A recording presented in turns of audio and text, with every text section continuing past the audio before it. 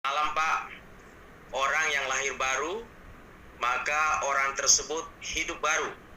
Nyatanya, masih ada orang-orang yang sudah lahir baru, tapi jatuh dalam kedagingan. Pertanyaannya, apakah orang-orang yang jatuh ini harus dilahirkan baru lagi? Ya, ada kelahiran baru berulang. Silakan Pak Jo. Ya, jadi begini, kembali ya Pak, ini kalau berbicara lahir baru, seperti Yesus katakan, itu dilihat dari standarnya Allah, ya, bukan dari manusia.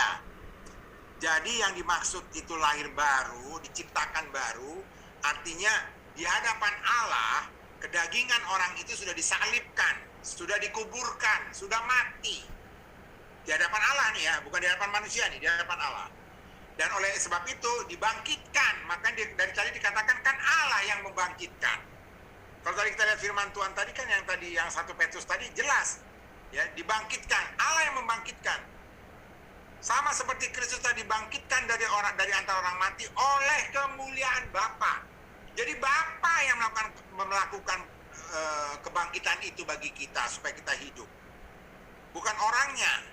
Nah, jadi firman Tuhan yang lain justru mengatakan hanya sekali darah Kristus tertumpah untuk menyelamatkan orang. Bukan berkali-kali. Berbeda kayak zaman perjanjian lama. Orang mengorbankan darah domba.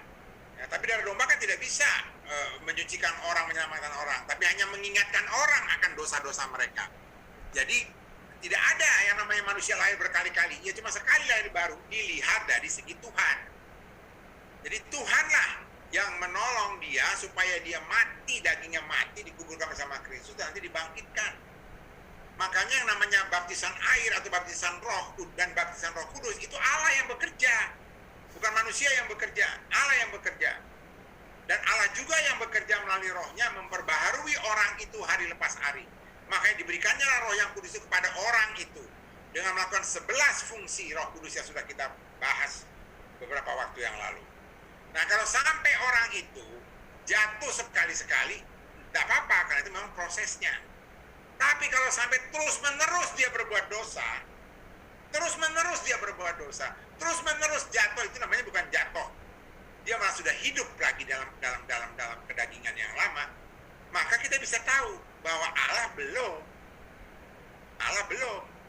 membangkitkan dia. Bahkan dia malah belum mati dalam dagingnya. Walaupun mulutnya mengakui, saya sudah terima Kristus, saya sudah menjadi pendeta, saya sudah menjadi pelayan. Ya itu kan menurut kamu dan lihat manusia. Tetapi di hadapan Tuhan belum. Makanya Tuhan juga berkata kan, nanti di akhir zaman, itu namanya penyesat-penyesat akan datang dari antara kamu. Anti Kristus akan datang dari antara kamu. Apa maksud di antara kamu? Di antara kita. Artinya orang-orang itu kita anggap mereka itu adalah orang-orang percaya, padahal menurut Tuhan tidak. Mereka itu adalah anti-Kristus, mereka justru adalah penyesat-penyesat. Menurut murid-murid, Yudas itu bagian dari murid. Tapi menurut Yesus tidak. Dari awal Yesus sudah tahu dia tidak percaya, dan Yudas itu termasuk yang akan menyerahkan Yesus. Jadi kita harus melihat dari perspektif Allah. Ya? Jadi kalau saudara dan saya benar-benar sudah dibaharui ya, atau sudah menjadi manusia baru, sudah dihidupkan kembali dari kematian daging, saya sudah menjadi ciptaan baru, itu terlihat dari mana? Dari ciri-ciri yang sudah kita bahas selama berapa minggu ini gitu loh. Saya hidupnya dipimpin oleh roh, saya hidupnya makin hari makin taat, makin hari makin mengasihi, baik mengasihi Allah dengan cara hidup taat, mengasihi sesama karena saya adalah lahir dari Allah. Saya ciri yang kedua, saya hidup dengan panggilan sesuai dengan panggilannya, sepadanan dengan panggilannya, yaitu apa? Saya selalu hidup lemah lembut, sabar, rendah hati, dan menunjukkan kasih dengan cara membantu.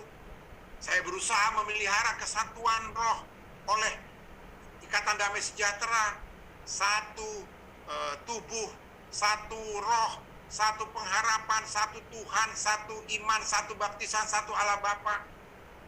Saya akan mematikan keinginan percabulan, kenajisan, hawa nafsu jahat, keserakahan.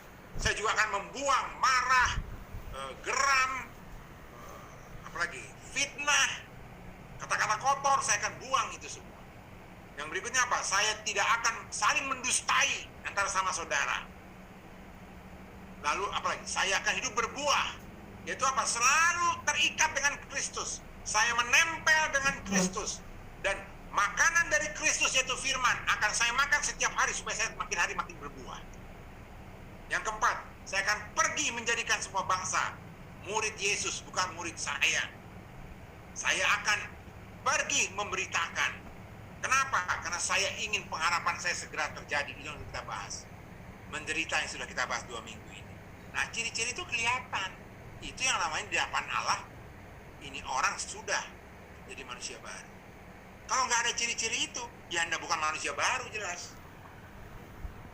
Orang sudah menyangka dirinya. Kalau orang ini gampang marah, terus-terusan marah terus, gampang tersinggung. Jadi pertanyaannya, Kristusnya ada di mana? Rasul Paulus sudah katakan, aku disalibkan dengan Kristus, namun aku hidup. Tapi bukan aku sendiri yang hidup, Kristus yang hidup dalam aku. Nah, kalau kita kerjanya marah-marah terus, gampang tersinggung, gampang ini, nah di mana Kristusnya? Gampang kita ngelihatnya. Tapi kalau orang yang sudah ada Kristus dalam dirinya, enggak gampang tersinggung. Karena dia tahu, udah nggak ada lagi kok, Pak Jo udah nggak ada lagi dalam diri saya, yang ada Kristus. Silakan kau maki-maki si Pak Jo. Silakan kau remehkan Pak Jo. Udah nggak ada, yang ada Kristus kok. Gitu sikapnya. Jadi lihat dari ciri-cirinya. Nggak bisa lihat dari perkataannya. Kalau kita percaya dengan perkataan, bahaya. Sekarang berapa banyak hoax? Kalau kita percaya dengan hoax kan bahaya. Harus lihat dari kenyataannya kayak apa. Mudah-mudahan ini menjawab. Tuhan memberkati. Silakan ke Pak Sukar jika ingin merespon. Apakah sudah menjawab?